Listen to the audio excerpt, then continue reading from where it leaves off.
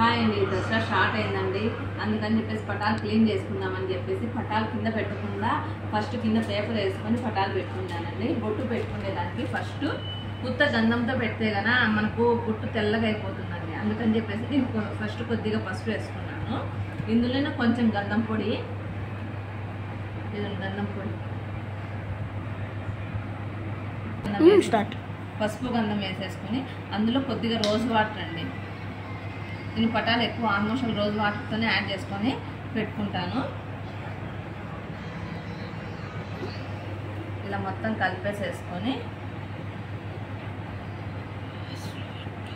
అలా కలుపుకున్న తర్వాత ఫస్ట్ పటాన్ని అంతా నీట్గా తుడిచేసుకోవాలండి.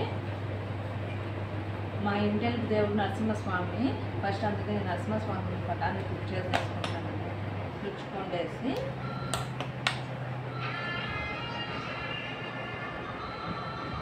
ఇట్లా గంధం బొట్టు పెట్టుకుంటే కన్నా మనకు గంధము తెల్లగా అవ్వకుండా ఉంటుందండి. కానీ బాగుంటుంది. చూడండి ఎంత బాగుందో. మీరు కూడా ఇంట్లో ట్రై చేయండి.